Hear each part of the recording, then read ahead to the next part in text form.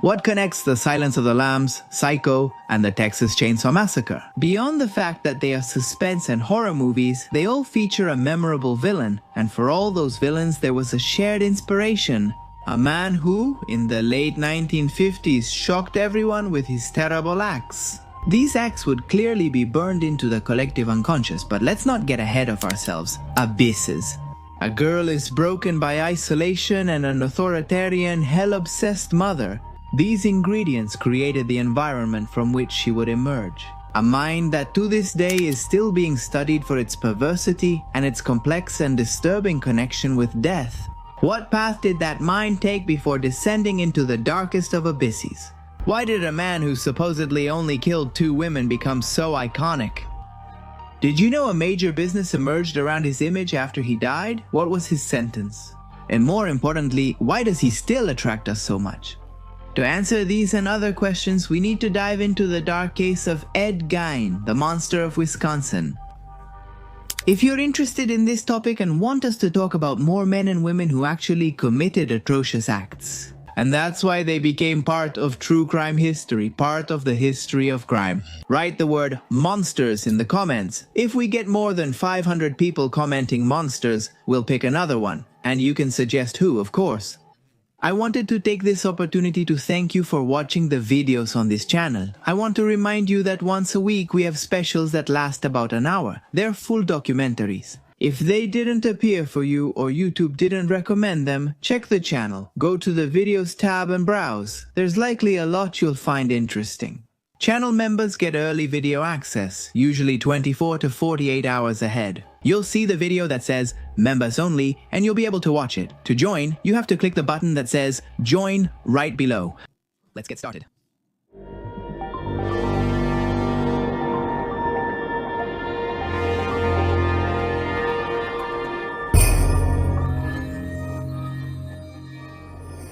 At the start of the 20th century, Wisconsin's landscape was inhospitable, with vast barren land and harsh winters that seemed to erase all life, and small towns where everyone knew each other and any difference became a reason for gossip. In that setting, Edward Theodore Gein was born in 1906. He was the second child of the marriage between George and Augusta. His older brother Henry was born in 1901 unaware he would become the possible first. He fell victim to a beast that would later terrorize that area, but that was still decades away. Ed's first cries were heard in Cross County before the family moved to the remote and tiny town of Plainfield. Plainfield was a rural community with few inhabitants where conservative and religious customs set the pace of daily life. For the locals, all members of the Gein clan were immediately seen as outsiders. Partly because of Augusta's attitude, and partly because of the secrecy that surrounded their domestic life. The farm they bought gave the family some isolation from the community. In fact, it is believed that the matriarch had chosen that particular piece of land precisely because of that characteristic. For Augusta, the farm was more than a home. It was a stage to enforce her beliefs and shape her children by her sense of right and wrong. Plain and simple, the woman wanted to keep Henry and Edward away from what she considered corrupt. And what was considered corrupt? Well, for Augusta, all women were sinners by nature, except for herself. She told Ed that sex was the root of evil and that women were impure and destructive. She saw no gray areas and raised her children with that same strict, suffocating outlook. For his part, George, the father of the children, was an alcoholic man with few social or work skills. According to some documents from that time, it was known that tragedy was in his blood. At the age of 3, he was left an orphan after a flood of the Mississippi River took the lives of his parents and siblings. From then on, his life had been chaotic and wandering. He had received no education, and his ability to access decent jobs was more than limited. George failed at every job he tried to keep, which made him the target of Augusta's anger. She relied on the Bible and her strict interpretation of it as her sole guide for life. The couple argued intensely and often let disputes become physical. On more than one occasion, they had raised their hands against each other, turning it into a clear situation of violence that soon took a toll on the children's minds.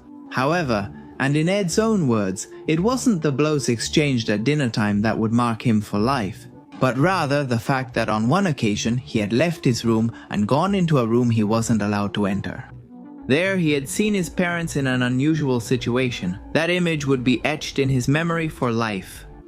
Augusta and George were killing a pig, seeing the blood splattering on the walls and hearing the desperate screams of the animal had excited him. He wasn't fully aware of it at the time, but death had just seduced him. The lambs, thank you. George died in 1940 after years of decline, leaving his children solely under their mother's authority. The truth is, no one missed him. She often belittled and undermined him, stripping his authority in front of the children who hardly respected or cared for him.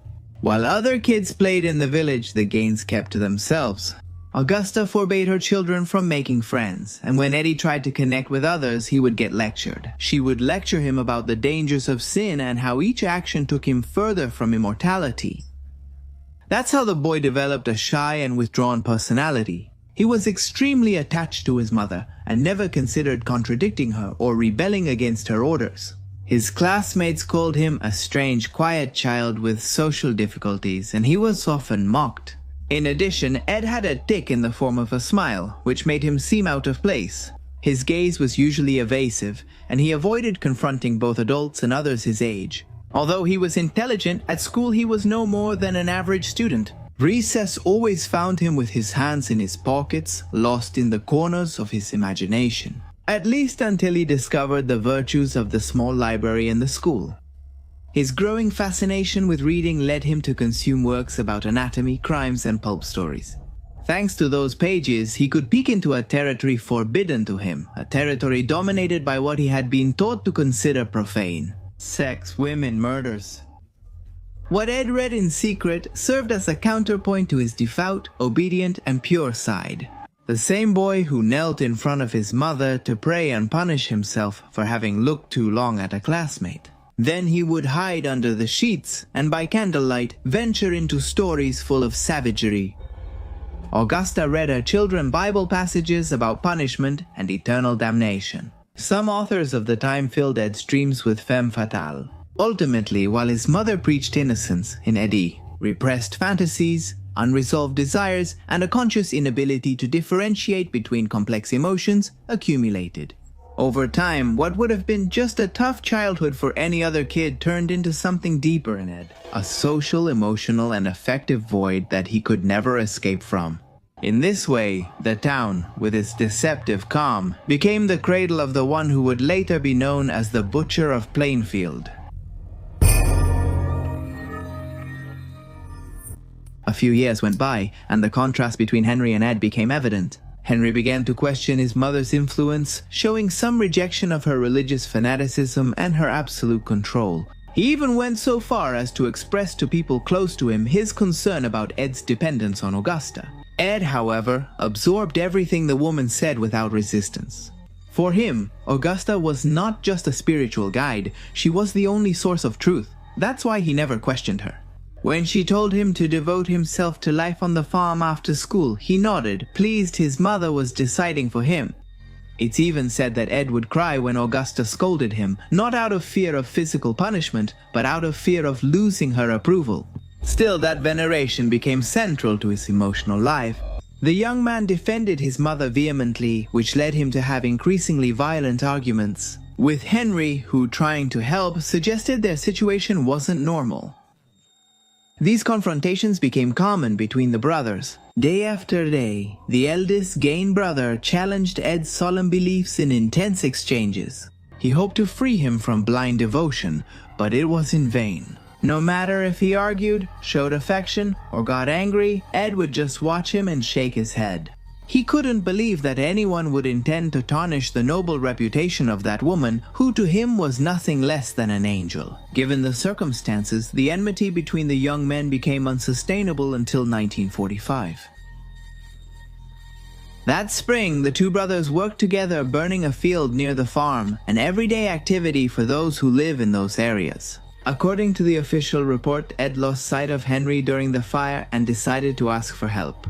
When the rescuers arrived, he led them directly to a mound where his brother's body was. This surprised everyone, because at first Ed had seemed anxious about Henry's whereabouts, but then he told them exactly where he was lying. as if he had always known. The older Gein was dead and showed signs of having suffered from asphyxiation. The details raised suspicions. The body showed no significant burns and, according to some reports, had bruises on the head. Still, the local police, unaccustomed to complex investigations, ruled the death accidental and closed the case. It was never proven whether Ed had anything to do with his brother's death, but the doubt lingered like a shadow that never faded. But the most devastating loss came soon after. That same year, Augusta suffered a series of strokes that left her weakened and eventually led to her death in December of 1945. For Ed, it was a blow from which he never recovered.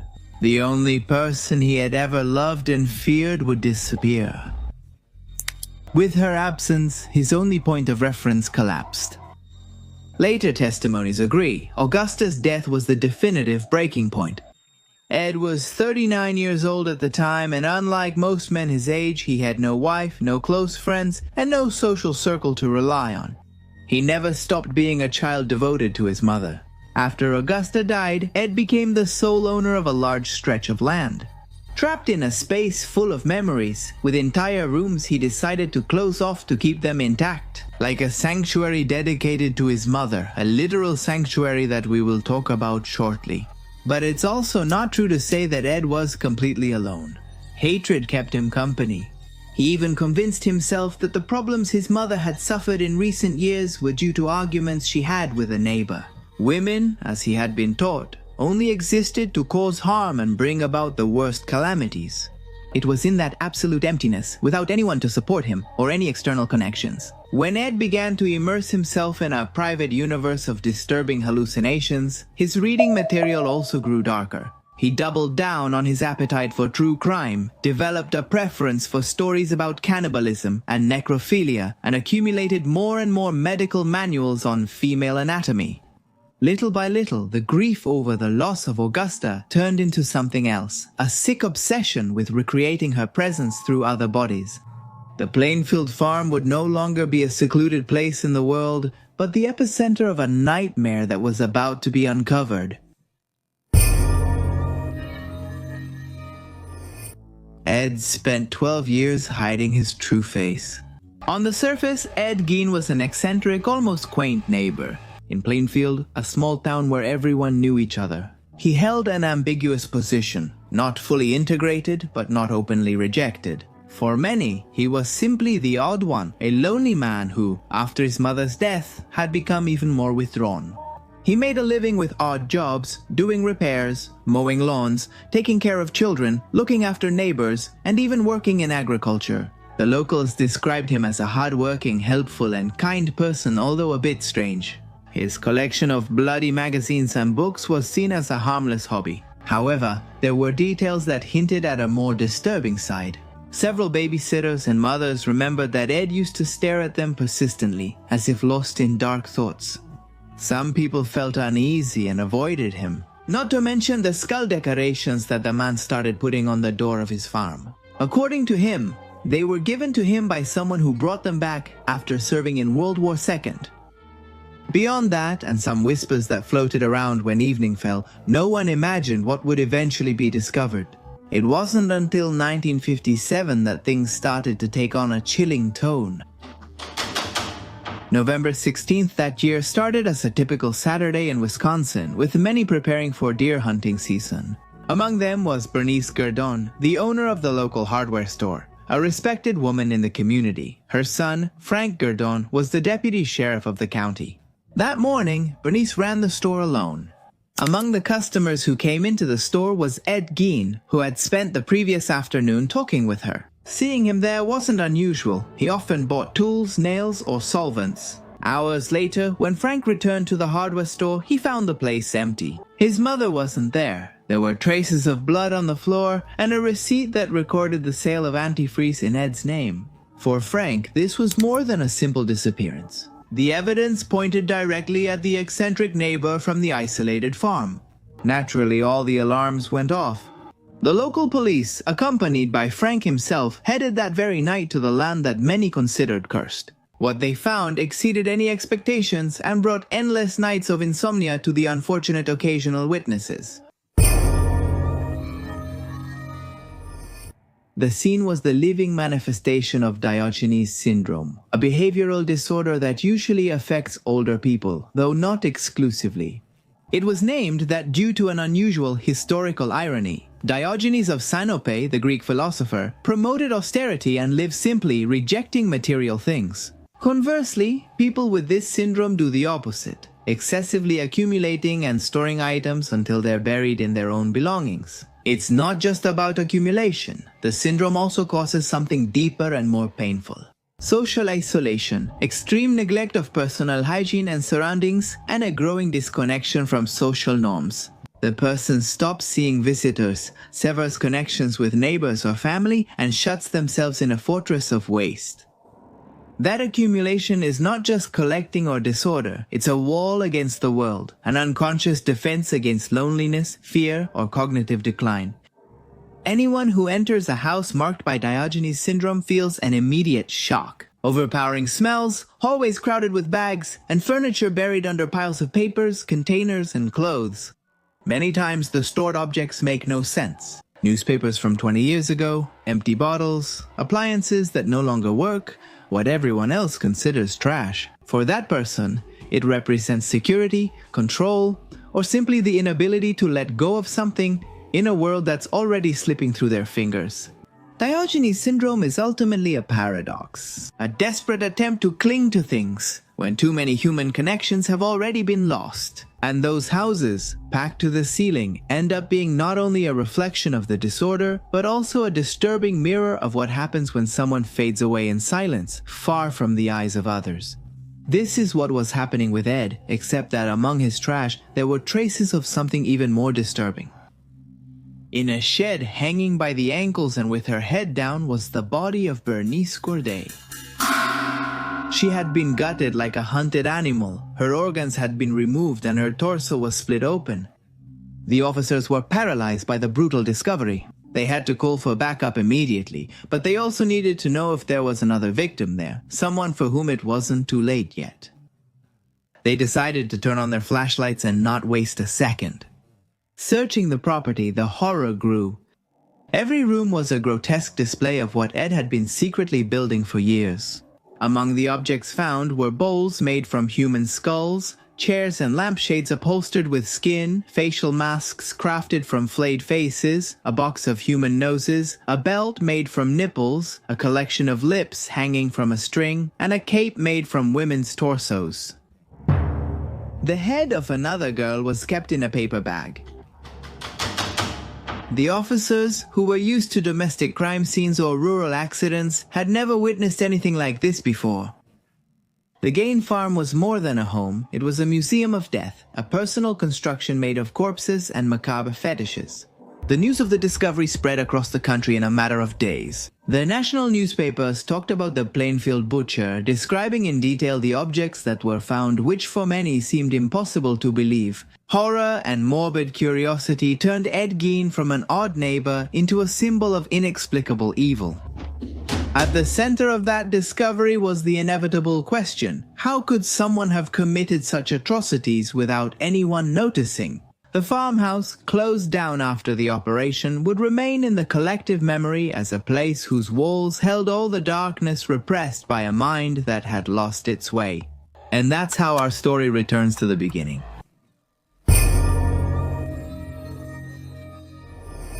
Ed Gein was arrested that night. He was taken to the Waushara County Police Station, where one of the strangest phases of the investigation began: the interrogations. The officers expected to find a cold criminal, maybe aggressive, someone who would be defiant in the face of overwhelming evidence. Instead, they came across a soft-spoken man with a childlike attitude and a strange naivety. He answered with short phrases, nervous smiles, and at times a disconcerting shyness. When they asked him about Bernice Gordon, at first he denied having been with her, but the hardware store receipt left him cornered. Gradually he started talking. He didn't do it with the harshness of a killer, but with the calm of someone describing a routine. He admitted killing Bernice with his .22 rifle and then taking her to the shed. There, he had skinned her in the same way he had seen hunters do with deer. He recounted it without emotion, as if he were describing a household chore. The investigators went further. They asked him about Mary Hogan, the owner of a tavern who disappeared in 1954. They had discovered that the head they found in a bag belonged to her. For years, Mary's disappearance had been a mystery. In Plainfield, Ed, unfazed, admitted to having killed her. The story with her had been as follows. Mary had arrived in Plainfield in the mid-50s. By then, her life already bore scars. 2 failed marriages in Dallas and the need to start over in a place where no one knew her. She had found a job in one of the town's few taverns, a place that filled up every night with exhausted workers and regular drinkers. There, Mary displayed a personality that broke with what was expected. Her character was rough, her language direct, and she wasn't afraid to confront those who raised their voices too much or tried to cross the line. In an environment where silence and docility were usually the norm for women, Mary stood as a wall that no one seemed to want to challenge. Ed was among those watching her from a corner. The man used to approach the cantina with his usual withdrawn expression, observing more than participating. Something about Mary captivated him. It wasn't entirely clear what that figure awakened in him. Maybe it was that way she stood up to others with roughness and without fear. So distant from the feminine ideal of the time, or maybe, as some researchers have suggested, her strong temperament somehow evoked the memory of her mother, Augusta. Whatever the reason, the truth is that Ed began to come back frequently, exchanging a few words with her, slowly building a peculiar bond. Mary, with her brusque tone and her insult-laden phrases, contrasted with Ed's quiet nature. In that contradiction, he managed to earn her trust. So, on the afternoon of December 8, 1954, Mary served him without hesitation, even though the bar was closed. Ed asked for coffee after hours, and she agreed, possibly without much thought. What Mary couldn't foresee was that this gesture would be the last of her life. Ed had pulled out a revolver and then fired. Afterwards, clumsily and with effort, he had dragged the body to his vehicle and taken it to the farm. In Plainfield, the disappearance of Mary Hogan became a mystery. Something strange happened at the tavern, but it was never seriously investigated. The explanation was lost in rumors. Some spoke of a settling of scores, others whispered that the mafia could be behind it. The truth is that Mary had disappeared overnight. After a few months, no one mentioned her again until Ed, always cheerful, recalled her murder. But what shocked the police the most wasn't the confessions, but the explanation about the objects found in his home. Ed admitted that for years he had exhumed the corpses of women who reminded him of his mother. From their bodies, he would extract skin, bones, and organs to make his macabre crafts. According to what the man would later explain, Augusta's death had left a void that was impossible to fill. Ed, unable to connect with other women and tormented by the repression instilled by his mother, began to look for a way to bring her back. That urge drove him to the cemeteries of Plainfield and nearby areas. Ed admitted he always read the obituaries in the local newspapers. He looked for the names of recently deceased middle-aged women whose appearance or physical build reminded him of his mother.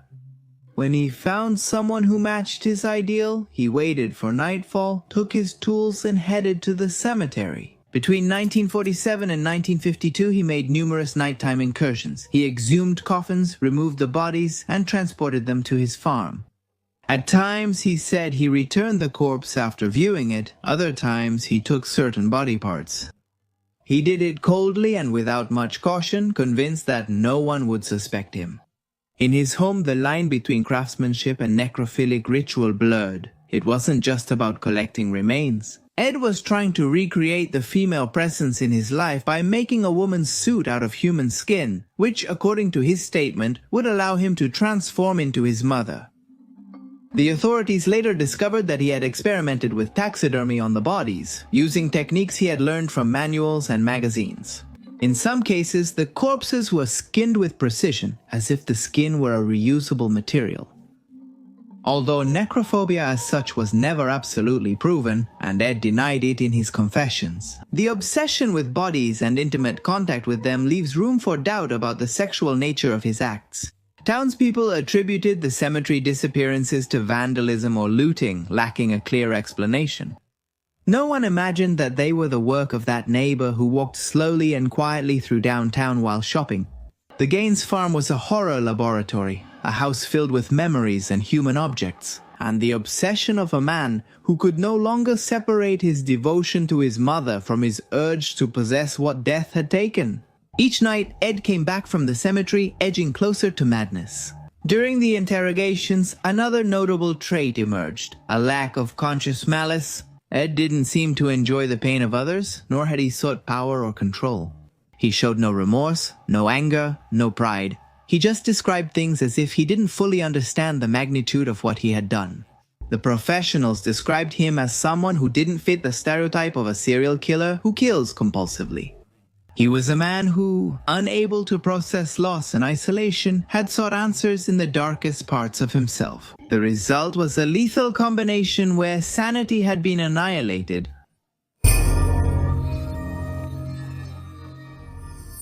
After his arrest and confessions, Ed Gein gained national attention. His crimes were recounted in great detail, fueling both horror and morbid curiosity. The once unknown small town became a symbol of nightmare. Legally, it was complex. Ed had admitted to 2 murders. However, the psychiatrists who examined him agreed that he suffered from severe mental disorders, schizophrenia, and psychosis. Ed couldn't clearly distinguish reality from his fantasies. In 1958, he was declared unfit to stand trial and sent to the Central State Hospital for the Criminally Insane in Waupun, Wisconsin. There he remained under strict supervision, in an environment where he was no longer a danger, but where his figure increasingly became a macabre legend. The trial for the murder of Bernice Worden finally took place years later in 1968 when a court found him guilty but legally insane. He was sentenced to life at Mendota Mental Health Institute, a maximum security psychiatric hospital. During his hospital years, Ed was a docile, calm, cooperative patient. Doctors and nurses described him as a kind man who spent his time reading, working in the hospital workshop, and having superficial conversations. In many ways, he seemed like a shy and harmless old man, very far from the image of the monster that the press had created. Even so, conversations with him revealed a mind trapped in obsessions. His fixation with Augusta, his mother, remained intact. Meanwhile, in Plainfield, the Gein farm became a place of pilgrimage for the curious. Some wanted to keep it as a macabre attraction, but in 1958, before it was auctioned off, the house burned down in a suspicious fire. The responsible person was never identified. Ed Gein remained institutionalized until his death. In his final years, he suffered from cancer and respiratory problems. On July 26, 1984, he died at the age of 77. He was buried in Plainfield Cemetery, in the same plot as his parents and brother. Over time, his grave became the target of vandalism and theft. Visitors would break off pieces of the headstone as macabre souvenirs. It was reported that in 2000, the headstone was stolen by thieves who sold it as a collector's item. In May 2001, police recovered it during an undercover operation in Seattle. It was sent back to Wisconsin and stored at the Guayara County Sheriff's Department. Currently, the tombstone is on display at the Guayara County Museum in Wautoma, Wisconsin. After the theft and recovery of the tombstone, Ed Gein's grave was left unmarked. The location is known but not publicly marked. It's in the same Plainfield cemetery between his parents' graves. The lack of an official headstone has led to speculation about whether a new one will be placed in the future. However, to this day, the grave remains unmarked. Thus ended the life of Ed Gein, a man who spent nearly 4 decades behind the walls of a psychiatric hospital. However, his myth and legend became an endless source for horror culture. The story of Ed Gein did not end with his death in 1984. Long before that, his figure had already escaped from the police file and the clinical field to become an archetype of modern horror. The discovery on his farm was so disturbing it seemed straight out of twisted fiction. It's no surprise that writers and filmmakers turned him into creative material almost immediately. Robert Bloch, author of Psycho, made the first major cultural impact in 1959. Although Bloch lived near Plainfield and was inspired by the case, he decided to change the setting and invent a new character. Norman Bates, like Ed Norman, was a withdrawn, shy man, pathologically attached to his mother, unable to form normal relationships. In Hitchcock's iconic adaptation, Bates didn't make objects from human skin. His dependence on his mother and keeping her as a taxidermied corpse directly referenced Gein. In the 1970s, cinematic horror found another incarnation in Gein Leatherface, the villain of Texas Chainsaw Massacre. The connection is clearer here. The character wears a human skin mask, manipulates corpses, and makes furniture from remains. While the movie introduced fictional elements like the chainsaw and cannibalism, the core horror originated from Plainfield. In the 90s, another partial adaptation put Gein back at the center of popular horror. Buffalo Bill, antagonist in The Silence of the Lambs. The fictional killer kidnaps women and kills them, making a suit out of their skin to transform himself into what he wants to be. Beyond cinema, the myth of Ed Gein became a symbol in popular culture of what exists at the edge of the rural, the repressed, and the monstrous. Songs, comics, television series, and even video games have referenced him. Heavy metal bands like Slayer or Mudvayne mentioned him in their lyrics. Documentaries, books, and podcasts have returned again and again to his figure. The myth is fascinating because Gein represents a unique terror, the domestic monster. He's not a sophisticated killer, nor a criminal genius, nor a charming man hiding his evil. He's a lonely farmer, a strange neighbor, someone who seemed harmless. His horror didn't come from the anonymous city, but from a small town where everyone knew each other. That's what made him universally disturbing. Anyone could project that possibility onto their own environment. Ed Gein, without intending to, became the unwitting father of modern movie monsters. His tragic life, his grotesque crimes, and his mind trapped in maternal devotion left a mark that still defines how we imagine the most unexpected villains today. And not only that, besides the grave robbery, the obsession with obtaining objects linked to him became a whole phenomenon. The business of... Few people imagined that the fascination with Gein would end up materializing in much more tangible ways. In buying and displaying his belongings, selling relics from his dark life, and creating what we now call the murderabilia market. One of the most striking cases was the 1949 Ford sedan which Gein had used for years. In 1958, after his arrest, the truck was acquired at an auction by Bonnie Gibbons, a fair operator obsessed with spectacle and morbid curiosity. Gibbons didn't just own the vehicle, he turned it into a traveling attraction called Ed Gein's Gold Car. The truck, decorated with mannequins and recreations of the crime scene, became a spectacle, displayed at fairs in Wisconsin and attracting thousands of visitors. The public's reaction was immediate and polarized. While some attended with a mix of horror and fascination, others indignantly criticized the trivialization of a real crime. The exhibition closed in several locations and the van vanished from public record. Its final destination is unknown. A signature of Ed Gein was auctioned with an estimated value of $900 to $1,800.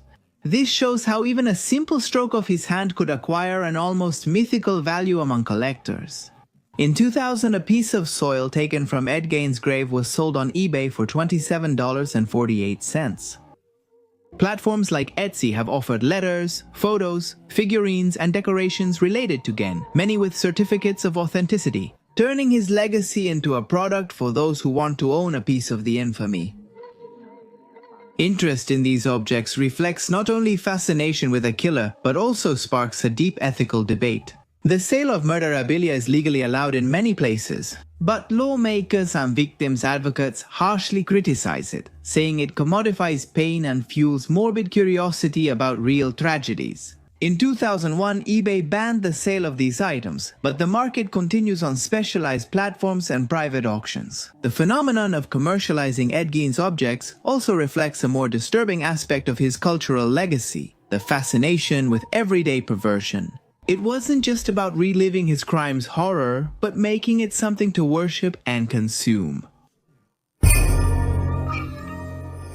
As a final point, it's important to note that many story details are hard to verify as contradictions exist even in official reports. For example, as mentioned, Gein's farm was reportedly burned to prevent it from tempting others.